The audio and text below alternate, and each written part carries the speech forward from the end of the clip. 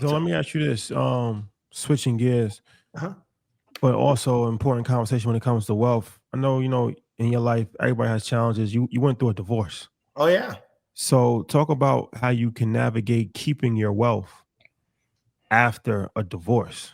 I love that, and Rashad, that's a book I actually want to write. It's like How to Become a Millionaire After Divorce, because divorce wipes out people financially. It's a Mhm. complete reset. And I went through a divorce, kind of at a worst time when my business was in 2002, 2003 was the big dot-com bust, and I was into consulting big. I used to work for Deloitte and Ernst and Young, and I was on my own at that time. And clients didn't want to see a consultant after Y2K. They're like, we're tired of spending all this money on advice. And Mhm. Y2K wasn't as big as it was, and the dot-com isn't as big as it was supposed to be. So business was tough. I mean, 2002, 2003, and I was in red ink. And that was the same time my ex-wife, my son's mothers, and I decide to go our separate ways. And I was left with $500,000 in debt from with Wells Fargo Bank. My line of credit was called because I was using my line of credit to keep the business afloat. Mhm. And so, so if you're getting a situation, you find yourself getting divorced, I think the first thing that you have to really do is kind of focus on your offense, focus on keeping your income strong, focus on your skills. And then also you have to be steady about what you do with your money, because now you have less money to do. And for me, I had to stop paying for my son's college funds, for a few years until I resorted out my finances, right? And my divorce, caused me to sell my big house in Oakland Hills and pretty much give her all the proceeds, but I kept my apartment buildings. So if you have multiple assets in your family, what I did with my ex-wife, I was like, okay, we got this, we have this equity in our house. I'm buying out my apartment buildings, the ones I had in Jersey City back in 2003 and in DC, right? So I bought her out of those and held on to those. And there was a year when I couldn't even pay myself. So people think I got a job and I get a divorce and that's bad. But think about being an entrepreneur, Yeah. getting a divorce, having to split up half of your assets and having to pay alimony and child support and trying to figure out your life moving forward. But what was really helpful, Troy, was the fact that I kept a frugal mindset. And I was really responsible in doing what I was supposed to do to my ex-wife and my kids. So I kept a frugal mindset and I just went low to the ground, man. People wouldn't have known it, but I was not spending money on clothes. I wasn't spending money on anything, but I held on to my investments. And in fact, I figured out a way to invest more because I had assets. So my advice to people going through that is to develop this frugal mindset. Lay low and keep moving forward. Keep investing your way. And in time, you'll see your way out of it. And so, that's really, really key. And one of the things, like I said, that worked for me was buying real estate in Jersey City in 2003. And if you guys live in New York and know what's happened with Jersey City, it's exploded. It's booming. It's booming. It's booming. So it's a matter of basically make sure you take care of your responsibility. Make sure you do what you have to do. Continue to invest. Continue to work on your income, and you'll dig your way out of it. But too many people look at divorce as saying, I don't want to make no more money because if I do, she's going to hit me up for more child support. I'm like, don't punk out. Just, be responsible. Do what you have to do, but get busy on your offense, get busy building up your income and continue to invest. And although it may not feel like this 10, 15, 20 years down the road, like Steve Jobs, connecting the dots, looking forward, you'll see that it worked out. My 3 boys graduated college. One of them got his MBA in finance. We have a great relationship. My net worth is gone up probably 15, 20 times since then because I didn't give up. And that's really what it's all about. What about the prenup? Oh, yeah. Well, I hate to air my dirty laundry, but I've been married twice. But anyway, so the first time I didn't have You got divorced twice? I got divorced twice. That's the next book. That's the next book. For real. Yeah, I've been divorced twice, which is interesting, Rashad, because my second wife, her and I were really still good friends. She worked at my company for a lot of years. She's a lawyer. And what was interesting about it is that we came into the marriage unequally financially yoked, which was challenging, right? My net worth is here.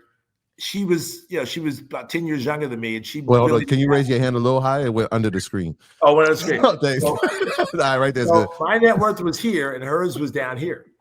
Okay. So in the prenup, which that set the relationship off the wrong foot, right? The prenup did? Huh?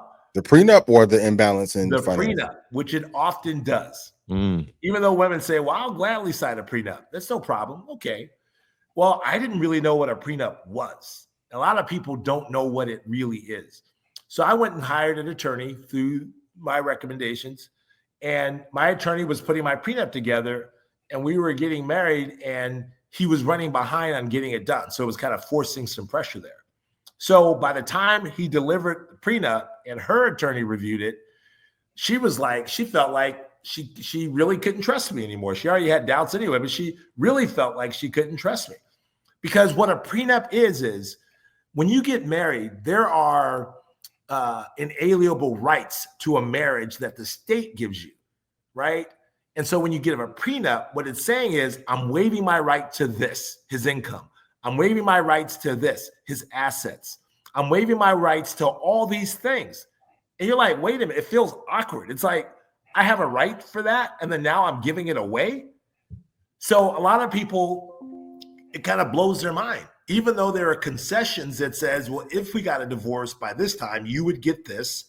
But hey, you're a lawyer, you make good money. It's like, and you have a child, and I got 3 boys.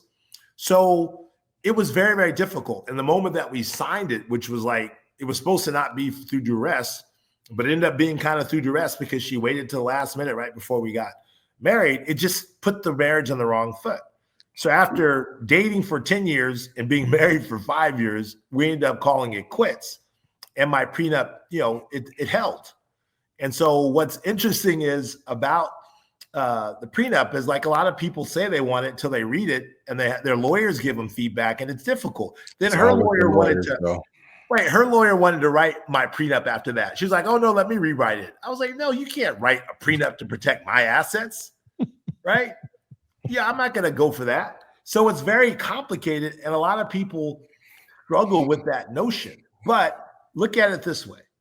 I don't know if I know you guys have one son or kid, and I know, Troy, you have 2, 3 kids. I was thinking, like, I can't get a divorce. You have 2 kids. Okay, I'm sorry. Listen, man. We married, man. I'm just trying to stay in this lane. Right. Yeah, just two.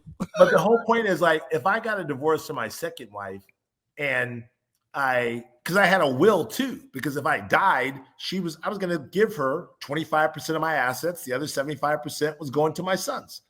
But if I died and my assets went to her without a prenup, then my sons could have had a situation where she wouldn't have paid for their college. Yeah. My sons could have been in a situation where they've got nothing.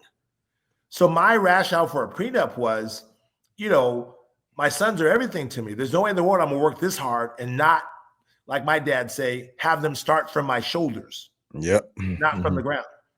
So I needed to make sure that they were taken care of. And that was the crux of the prenup. What was interesting is there's 3 sides of a prenup. There's make sure my hands on the camera. There's my assets, her assets, and ours. And so how it goes is my assets could continue to grow, right? And I would still own them as long as they were titled to me. And then her assets would do the same thing, right? She had a condo that would continue to grow. But if we titled assets together, that's what we would split. And that's how it was written. So we never really had any assets together. So therefore, when we got a divorce, I kept my assets, she kept hers, and I entered the concession part of my prenup. But it's an interesting thing, and it really sometimes damages relationships because people start looking at you like, do you trust me or whatever. We end up divorced. We end up good friends. She stayed in my company for a lot of years. She's now a tech lawyer for major government contracting businesses because she worked in my business. And I raised her daughter like my daughter. So it's like, it's all good, but that's the challenge.